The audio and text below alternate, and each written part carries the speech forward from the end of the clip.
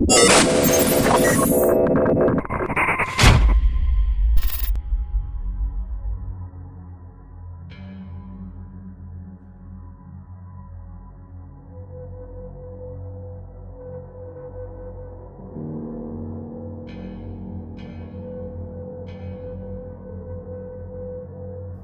y a quelques années, je travaillais dans un refuge pour chiens dans le Midwest avant de rentrer à la maison sur la côte Est.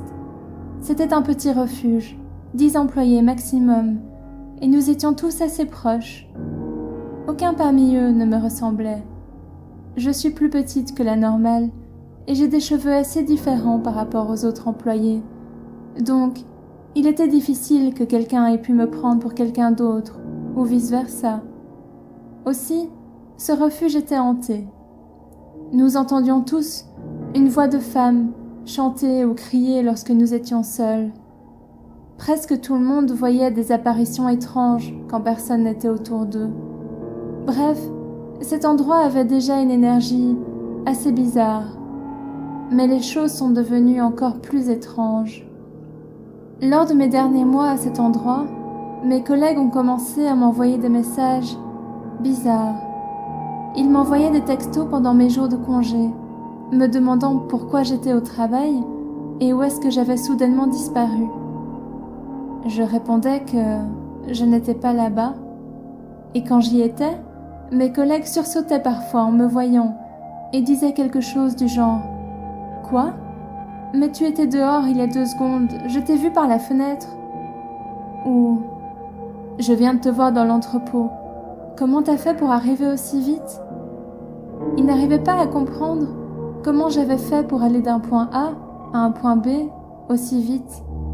Chaque fois, j'étais déconcertée et je leur expliquais que je n'étais pas à ces endroits qu'ils me décrivaient. Je me souviens d'un exemple particulièrement parlant. J'étais dans la cour arrière.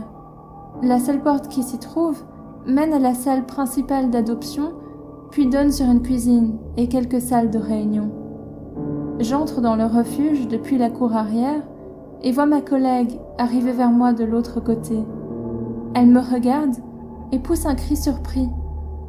Ensuite, elle ouvre la porte derrière elle et m'explique qu'elle venait de me voir dans la cuisine, en train de faire la vaisselle. Et quelques secondes plus tard, j'étais là, de l'autre côté de la porte. C'était juste impossible. Je pense que ce jour a marqué le moment où nous avons compris que quelque chose d'étrange se passait ici. Nous nous sommes réunis pour en parler, et nous avons réalisé que tout le monde voyait ce fantôme de moi. À chaque fois qu'ils le voyaient, mon double changeait de direction et ne leur répondait pas. Par exemple, quelqu'un m'a vu aller dans un placard tenant un réservoir d'eau et m'a suivi pour me poser une question, mais lorsqu'ils sont arrivés devant le placard, j'étais partie. Je ne m'étais même pas approchée de ce placard de toute la journée. La seule explication que je puisse trouver, c'est que j'étais alors dans un moment de choix difficile à prendre. Rester dans cette ville et recevoir une promotion à mon travail, ou revenir chez moi sur la côte Est. Cette décision était très stressante à prendre parce que j'aimais vraiment ce travail. J'imagine que mon énergie s'est littéralement divisée, je ne sais comment, et qu'une autre version de moi se promenait pendant que je me torturais avec cette difficile décision. En poussant les choses un peu plus loin, je pourrais avancer que peut-être, dans une autre réalité, j'avais décidé de rester là et que les 2 lignes du temps ont bugué et interféré. Mes collègues ont longtemps continué à me voir au refuge après que je sois partie, à plusieurs milliers de kilomètres de là.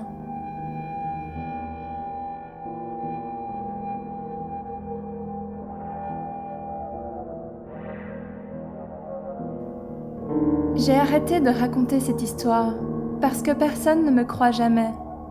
Je ne l'oublierai jamais. Cela me rend dingue depuis 30 ans.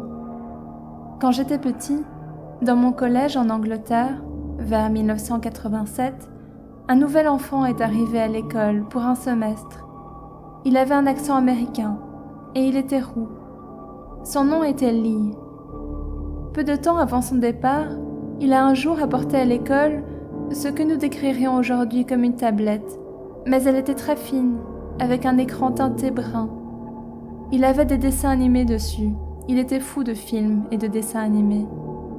Je vous jure que c'est vrai, je ne l'ai pas rêvé. C'était incroyable.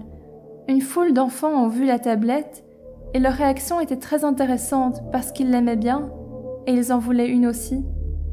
Ils la comparaient à la Nintendo Game & Watch ou à une calculatrice et ils avaient l'air d'accepter tout ça et ne pas croire que c'était magique ou quelque chose du genre. Je me souviens avoir dit à Lee que cela ressemblait à l'objet dans la série TV Le Guide du Voyageur Galactique. Il ne voyait pas ce que je voulais dire. Il a caché sa tablette au professeur et ne l'a plus jamais amenée. Je le pressais de questions sur sa calculatrice TV, mais il me donnait des réponses vagues et me disait qu'il ne savait pas grand-chose dessus. Mais quand je lui ai demandé où est-ce qu'il l'avait achetée, il a répondu que son père l'avait trouvée aux États-Unis. Il a aussi dit un jour qu'il avait vu un film qui avait tous les personnages de dessins animés dedans, et je n'ai compris que quelques années plus tard qu'il parlait de « Qui veut la peau de Roger Rabbit ?» qui était sorti quelques années plus tard. C'était il y a 30 ans, et vous pouvez imaginer à quel point c'était difficile pendant tout ce temps de décrire cet objet, parce que les tablettes n'étaient pas encore partout comme maintenant. Je faisais des dessins et je les montrais aux gens. J'ai été très excitée quand j'ai vu le film Big avec Tom Hanks, dans lequel il y avait une sorte de tablette. Mes parents ne m'ont pas vraiment prise au sérieux et m'ont taquinée. Mais quand Star Trek, la nouvelle génération, est sortie et que j'ai vu le pad à l'écran, je me suis dit « ça y est, c'est l'objet ».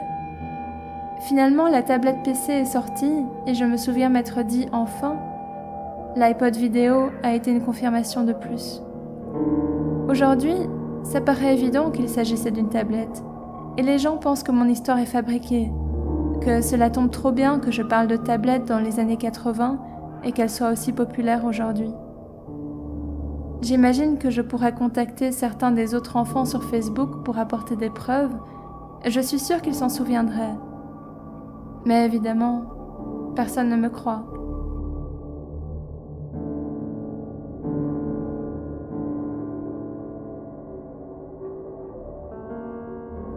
Ce poste va probablement être noyé dans la masse, mais tant pis. Quand j'avais à peu près 20 ans, il y a quelques années, j'avais des rêves récurrents, dans lesquels figurait une femme avec de longs cheveux noirs. Elle s'appelait Aurora. Elle apparaissait dans plusieurs différents rêves, mais je pouvais toujours distinctement voir son visage et connaître son nom. Cela devenait tellement envahissant que je me réveillais frustrée et perturbée. J'essayais de chercher son nom sur Google ou réfléchir comment je pouvais être liée à elle. Après quelques mois, elle a arrêté d'apparaître dans mes rêves et j'ai juste conclu que mon cerveau buguait un peu. Quelques années plus tard, à Halloween en 2009, je suis dans ma voiture avec un ami, à l'arrêt dans une station essence. Je suis sur le point de partir et rejoindre l'autoroute quand je reçois un appel d'un numéro que je ne connais pas.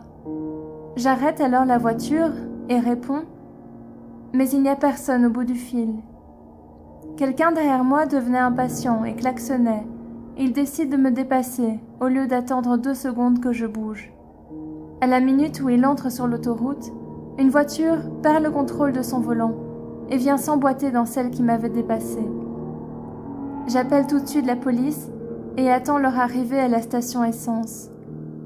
Il s'est plus tard avéré que les 2 conducteurs étaient décédés sur le coup.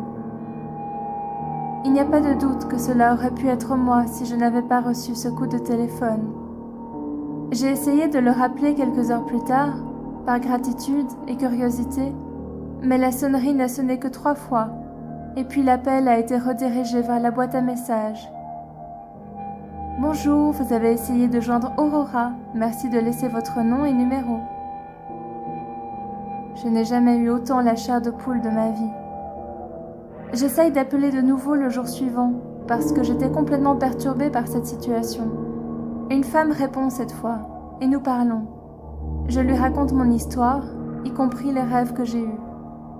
Elle me dit qu'elle ne sait pas comment j'ai eu son numéro et qu'elle ne m'avait jamais appelé. Je lui demande si elle a un Facebook pour vérifier qu'il s'agissait bien de la femme dans mes rêves et elle me le donne. J'ai été vérifiée et c'est bien elle. Si ça, ce n'est pas un bug dans la matrice, alors je dois être fou.